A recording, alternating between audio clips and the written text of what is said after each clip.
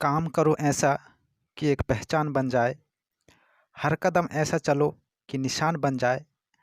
दोस्तों, यहाँ ज़िंदगी तो हर कोई काट लेता है, लेकिन फ्रेंड्स ज़िंदगी जियो इस कदर कि मिसाल बन जाए।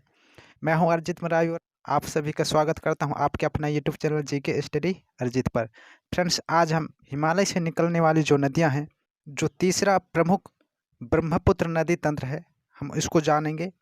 इसकी लंबाई क्या है, इसकी सहायक नदियाँ क्या है, ये कहाँ जा कर के इसका अंत होता है, ये सारी चीज़ें हम इसके डिटेल से जानेंगे। तो चलिए दोस्तों स्टार्ट करते हैं। तो फ्रेंड्स, भारत की जो प्रमुख नदियाँ हैं उनमें से हिमालय से निकलने वाली जो नदियाँ हैं वो तीसरा है आज का ब्रह्मपुत्र नदी तंत्र। जो इसके दो प्रमुख जो नदी तंत्र मैंने पिछले जो वीडियो है उनमें बता चुका हूँ। ये लास्ट है ब्रह्मपुत्र नदी तंत्र, क्योंकि हिमालय से निकलने वाली नदियों में तीन ही नदी तंत्र हैं। पहला है सिंधु नदी तंत्र, दूसरा गंगा नदी तंत्र और तीसरा है ब्रह्मपुत्र नदी तंत्र। तो हम लास्ट देखेंगे ब्रह्मपुत्र नदी तंत्र के बारे में। तो फ्रेंड्स, जितने भी मैं पॉइंट टू पॉइंट आपको बता रहा हूँ ये सारे इम्पोर्टेंट होंगे आपके आगामी एग्जाम के लिए। आपको कॉपी पर नोट कर लेना है और इनको याद रखना है। तो बात करते हैं ब्रह्मपुत्र नदी तंत्र की। तो फ्रेंड्स, ब्रह्मपुत्र नदी तिब्बत के मानसरोवर झील के निकट चेमायुंगचुंग ग्लेशियर से निकलती है। और बात करें इसकी लंबाई की, ब्रह्मपुत्र नदी की कुल लंबाई 2900 किलोमीटर है और इसका जो अधिकतम भाग है वो है चीन में प्रवाहित होती है। इसका जो अधिकतम भाग है वो चीन में बहती है, प्रवाहित होती है। और फ्रेंड्स, चीन में इसे यारलांग तत्संगपो के नाम से जाना जाता है। और फ्रेंड्स, ब्रह्मपुत्र नदी चीन से भारत में जो प्रवेश करती है तो वो सबसे पहले अरुणाचल प्रदेश में प्रवेश करती है। और फ्रेंड्स, ब्रह्मपुत्र नदी जब अरुणाचल प्रदेश में प्रवेश करती है तो यहाँ पर इसे दिहांग नाम से जाना जाता है। तो फ्रेंड्स, ये सारे पॉइंट आपको याद रखना है। और फ्रेंड्स, अरुणाचल प्रदेश में इसकी जो दो सहायक नदियाँ हैं ब्रह्मपुत्र नदी की, वो है दिबांग और लोहित नदी। ये दोनों नदी ब्रह्मपुत्र नदी से संगम बनाती हैं अरुणाचल प्रदेश में। तो ये पॉइंट भी आपको याद रखना है। और फ्रेंड्स, विश्व की जो सबसे बड़ी नदी द्वीप है माजुली नदी द्वीप, वो अरुणाचल प्रदेश में बनाती हैं। चीन में इसे यारलांग तत्संगपो के नाम से जाना जाता है। अरुणाचल प्रदेश में जब आता है, प्रवेश करता है, तो इसे दिहांग के नाम से जाना जाता है। और जब असम में प्रवेश करता है तो इसे ब्रह्मपुत्र कहा जाता है। तो ये सारे पॉइंट आपके एग्जाम के लिए इम्पोर्टेंट होंगे। और नेक्स्ट बात करें ब्रह्मपुत्र नदी की, तो इसकी तट पर गुवाहाटी, तेजपुर और डिब्रूगढ़ जो प्रमुख शहर हैं ये स्थित हैं। और फ्रेंड्स, जब ये बांग्लादेश में प्रवेश करती है तो इसे जमुना के नाम से जाना जाता है। तो फ्रेंड्स, ये सारे पॉइंट आपको याद रखना है।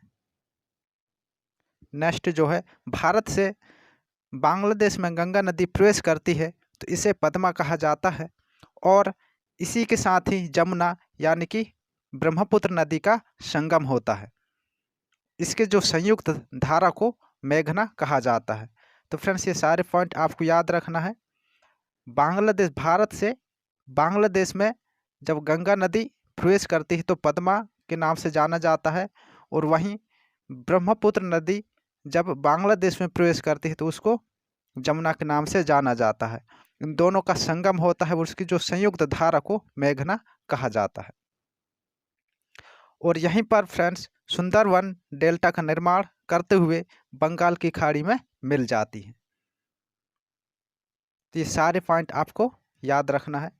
और बात करें इसकी सहायक नदियाँ की, ब्रह्मपुत्र की सहायक नदियाँ, तो बाईं ओर से जो मिलती हैं वो हैं दिबांग, लोहित, धनसिरी, कोलंग आदि जो नदियाँ हैं बाएं ओर से मिलती हैं। इसकी जो दाएं ओर से मिलने वाली सहायक नदियाँ हैं वो हैं मानस, तीस्ता, बेकी, कामेंग, सुबनसिरी आदि जो नदियाँ हैं वो ब्रह्मपुत्र में दाएं ओर से मिलती हैं। तो फ्रेंड्स, बात करते हैं मानस नदी की।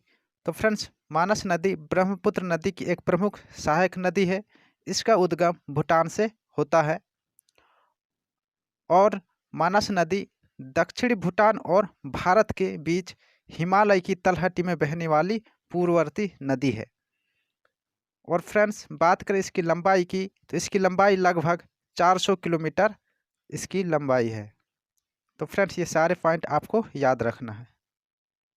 तो फ्रेंड्स बात करें मानस नदी की, तो मानस नदी तिब्बत जो कि चीन में 24 किलोमीटर और भूटान में 272 किलोमीटर और भारत के असम में 104 किलोमीटर बहती है।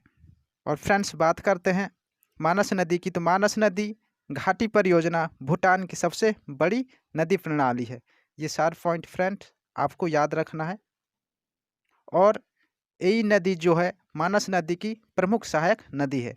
नेक्स्ट पॉइंट है मानस नदी के किनारे 2 प्रमुख वन्यजीव पार्क हैं। तो पहला है रॉयल मानस नेशनल पार्क, जो कि राष्ट्रीय पार्क भी है भूटान की, और यह भूटान में स्थित है। और दूसरा है मानस वाइल्ड लाइफ सेंचुरी, जो कि असम में स्थित है। और फ्रेंड्स यह एशिया की सर्वश्रेष्ठ वन्यजीव अभ्यारण्य है। तो फ्रेंड्स ये पॉइंट आपको याद रखना है, आपके एग्जाम के लिए वेरी वेरी इंपॉर्टेंट हो सकते हैं। और फ्रेंड्स नेक्स्ट पॉइंट बात करते हैं कि असम में ही जोगी घोफा नामक स्थान में यह ब्रह्मपुत्र नदी में विलीन हो जाती है। तो फ्रेंड्स ये सारे पॉइंट आपको याद रखना है। इस तरीके से हम आज जो ब्रह्मपुत्र नदी तंत्र है उसके बारे में पढ़ा और उसकी जो सहायक नदियां हैं उनको भी हमने देखा। तो फ्रेंड्स ये सारे आपके आगामी एग्जाम के लिए इम्पोर्टेंट होंगे। आपको इनको नोट बना करके रख लेना है और इनको याद भी रखना है। तो चलिए फ्रेंड्स नेक्स्ट वीडियो पर हम ऐसे ही इम्पोर्टेंट क्वेश्चनों के साथ फिर मिलते हैं। जय हिंद।